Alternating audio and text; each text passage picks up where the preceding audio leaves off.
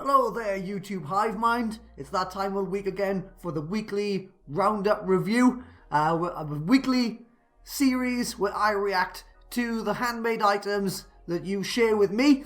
So thank you very much to everyone who shared me this week. And this will of course be the last video of my channel for 2020. It's been a hell of a year, as I'm sure everyone will agree. And I'm really looking forward to a few Ribenas this evening. But in the meantime, let's crack on and do some reactions to your handmade items, because I've had some amazing submissions this week. Just quickly, if you do want to be featured next week, then tag me on Facebook or Instagram at the Zebrano Woodcraft, or you can even drop me a DM or an email with your work, and then I can do a little screen grab on my phone, and it's easy for me to share. I love to see your work. I'm always up for helping, so please share it with me, and maybe you can get featured on next week's show. One of the highlights of my Christmas was getting a snarky comment on my previous video on Christmas Eve, where someone basically accused me of being a lazy content creator for making these reaction videos, to which I would like to respond, yeah, maybe I am lazy, but that last video I did has had more views than my previous 10 videos that I posted, and I've had lots of really cool feedback from the community, and people really appreciate me sharing their work and giving them tips. So if you don't like these type of videos, don't watch them. I've got some project tutorials coming out in the new year, and if you do only want to see really awesome ring making content, then my online course, Next Level Wooden Rings, is open for enrollment. Links are in the description. There's also a link in the description to my free guide to making wooden rings without power tools. And you'll get a load of free stuff as well when you sign up to the email list. The link's in the description. Let's crack on and do some reviews. Alright, so first up, I'm going to do my maker shout out now, and this is where I shout out somebody who inspires me, another creator, not necessarily a jewelry designer or a ring maker, but just any kind of creative, crafty person. And this week, I have chosen to shout out Charlotte Trim, also known on Instagram as By Charlie's Hand. Charlie is a really talented illustrator. I really enjoy her colourful, kind of bold style, and all of her artwork just really brings a smile to your face. You know, it's really kind of cheery kind of stuff. Lots of like cute smiling animals. And she also is kind of most well known for her paper cutting craft. So this is a really awesome piece of artwork she made here. With like a rainbow, and this is like raining all these colors, and she sent it off. What does it say? This one and this little packet of raindrops is heading off to its new home. So when you get a hand cut piece of artwork from her, she even sends you the little raindrops to go with the rainbow. I just think it's fantastic. Give Charlie a follow on Instagram. All right, who's next? Bam! So this is the first ring submission I got this week from Alexis S. Waverley on Instagram, and he sent me a photo of these two Bentwood rings. He said they're personal rings, about size 17, red oak and walnut. So fair dues to you, bro. Those, like, size 17 is massive. That's like a bangle to most people. So fair play, really large size rings there, well executed. It's hard to tell from the photo, but I think the oak one on top, it looks perhaps like a little bit thin, but again, I can't tell because of the photo. Either way, it's a lovely ring. I tend to use 3 wraps, like around the former. I've had that question a few times this week. How many wraps do you do on a Bentwood ring? So I do 3. I'm not sure, I can't tell what type of finish is on these. I'm not sure if there's like just an oiled and wax finish, or whether there's like a sateen, like CA or something. But for a ring which doesn't have like a CA finish or UV resin finish, I would probably use 4 wraps of wood just to give her an extra bit of strength. But dude, well executed. They look really nice and neat. And, if crafting large rings to fit, I always find it really difficult because my sizing tools kind of don't go up to those sizes annoyingly. So great job, bro. I'm very impressed. Alright, next, Handcrafted by Billy G on Instagram. Sent me a few photos, but they were a little bit blurry and I couldn't really tell much of the details. So, Billy, I had to stalk your Instagram. And I kind of went through and was really drawn to this set of rings that he made. They are stainless steel with black walnut and white opal. And what really impressed me was that Billy machines the cores himself. So he's got a metal lathe and he's kind of doing all the boring and the cutting and cutting the grooves and everything for the inlay channels, which I just think is awesome. It's really cool to seeing someone,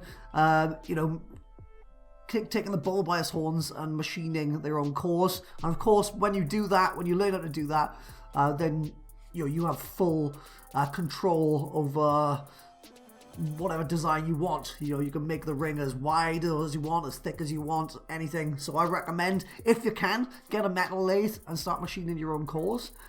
As far as these rings go, I think they're absolutely beautiful. The both of them, very well executed. I don't really know what to say. I can't really say anything super negative about them. They look nice. I hope the customers enjoyed them, and just keep up the great work, dude.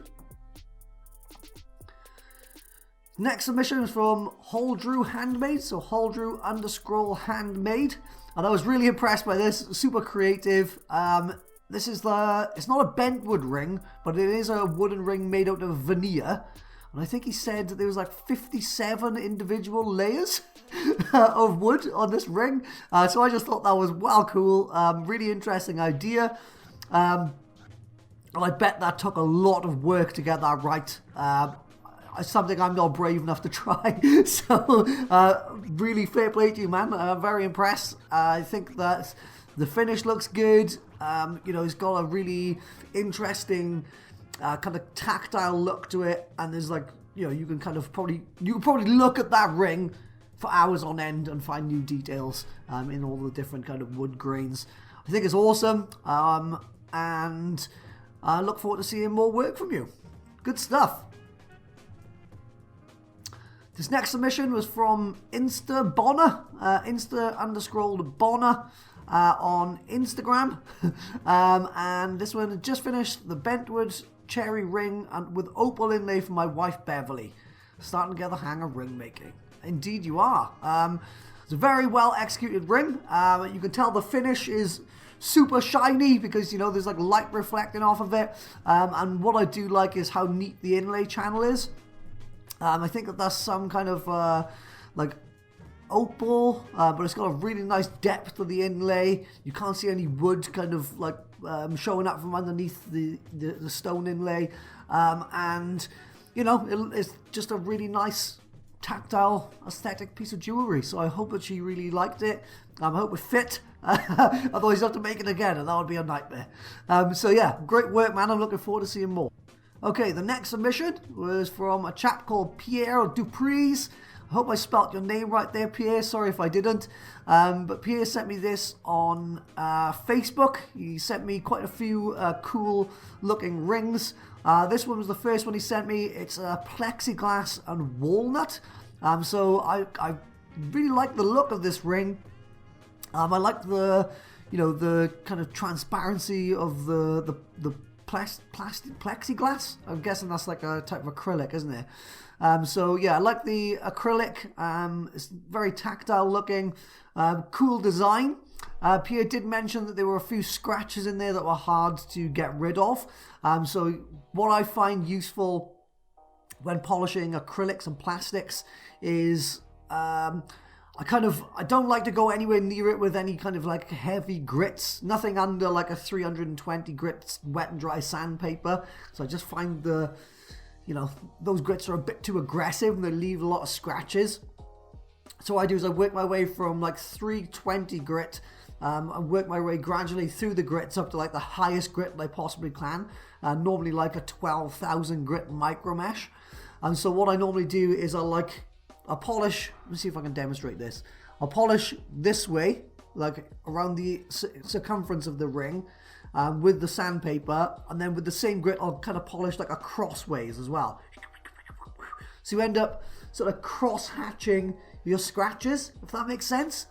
So I'll sand one way, sand the other way, move up a grit, and then cross-hatch and repeat until I get to the highest grit possible.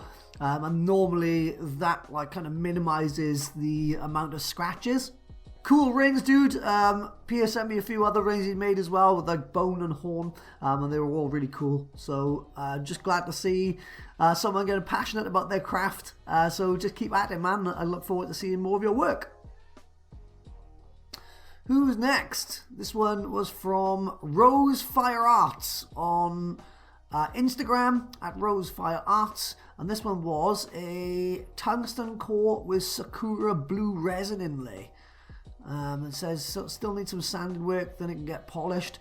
But I really love the color of that resin. I don't know what it is. I'm just really drawn to any inlays that are blue. If it's a blue inlay, chances are I'd like it. I really like the kind of metallic shimmer, and the kind of colors of the ring work really nicely together. I can't really see much more detail than that in this photo, but really cool choice of materials, and I look forward to seeing a really nice swanky picture of that ring. Alright, and this final one, I think this is my star of the week. This was from Bayco Essentials on Instagram, and I just absolutely love this ring. I would be very happy with myself if I made one of these.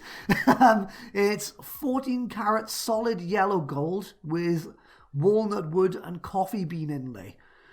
That's awesome. It's so cool. I love the photograph. I love the way that you've used the coffee beans in the photograph to kind of tell the story of what the ring is made of. I like the the kind of blurred out background, but you can still see the details on the gold and the wood. It looks really well made. Beautiful choice of materials. And if you love coffee as much as I do, then that's a really cool inlay. I've only ever done a coffee bean inlay once, and I think I'd really like to give it a go again, but it was really sticky. I remember it just being really sticky. But amazing looking ring. Great work on the goldsmithing. I love the inlays, love everything about it, love the photo. And I've checked out Bayco Essentials Instagram profile, and it's just full of absolute bangers. So great work. Thank you for sharing with me, and I'm sure that you will have a good few orders for rings like that, because they're just such good quality. I love it. Right, that's it for this week. I know that a few of you probably hate these videos, and you are probably going to unsubscribe from my channel, but if you do like these videos, click the like button, share it with someone, and if you want to get featured next week, then ping me a message on, where's the thing? There. Ping me a message on Facebook or Instagram, or tag me on Facebook or Instagram at Zabrana Woodcraft, or you can, drop me a DM or drop me an email, whatever. So hopefully have a great New Year's Eve, no matter what you're doing, even if it's just sitting at home with your loved ones, your family, your friends, whatever. Hope you have a good one. Don't do anything I wouldn't do. Share your work with me, and I'll see you next week. Safe. Happy New Year.